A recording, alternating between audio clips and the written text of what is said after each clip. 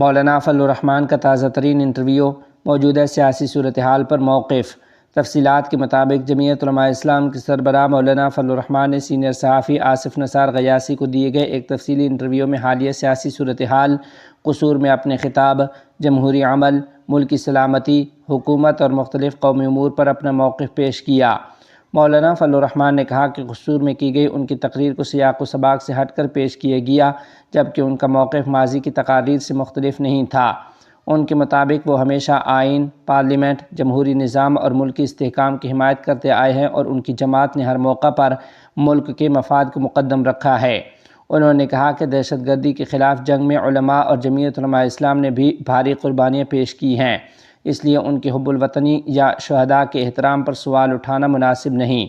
انہوں نے اس بات پر زور دیا کہ قومی معاملات میں اختلاف رائے کو کردار کشی کی بجائے دلیل اور مکالمے کے ذریعے حل کیا جانا چاہیے۔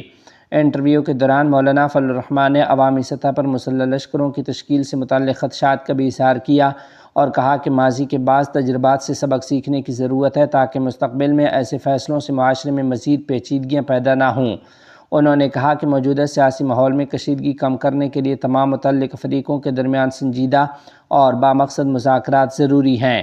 ان کے بقول وہ خود کسی بند گلی کی سیاست کے قائل نہیں بلکہ مسائل کا حل آئینی اور سیاسی مکالمے میں دیکھتے ہیں۔ مولانا فضل الرحمان نے سیاسی جماعتوں پر بھی زور دیا کہ وہ قومی مفاد کو ترجیح دیتے ہوئے جمہوری روایات کو مضبوط کریں اور ایسے فیصلوں سے گریز کریں جو سیاسی عدم استحکام کا باعث بنیں۔ سوشل میڈیا کے کردار سے متعلق سوال پر انہوں نے کہا کہ اگرچہ وہ خود ڈیجیٹل میڈیا کے ماہر نہیں، تاہم نئی نسل اس میدان میں اہم کردار ادا کر رہی ہے، جبکہ تمام اداروں اور سیاسی قوتوں کو بدلتے ہوئے حالات کے مطابق مثبت انداز اختیار کرنا چاہیے۔ حکومت کے ساتھ ممکنہ رابطوں کے بارے میں انہوں نے کہا کہ بعض سطحوں پر محدود نوعیت کے رابطے ضرور ہوئے ہیں، تاہم ان کے مطابق ابھی تک ایسی پیش رفت سامنے نہیں آئی جسے حتمی یا فیصلہ کن کہا جا سکے۔ تجزیہ کاروں کے مطابق مولانا فضل الرحمان کے اس انٹرویو کے بعد حالیہ سیاسی بحث میں مزید تیزی آنے کا امکان ہے، جبکہ مختلف حلقے اس گفتگو کو اپنے اپنے زاویے سے دیکھ رہے ہیں۔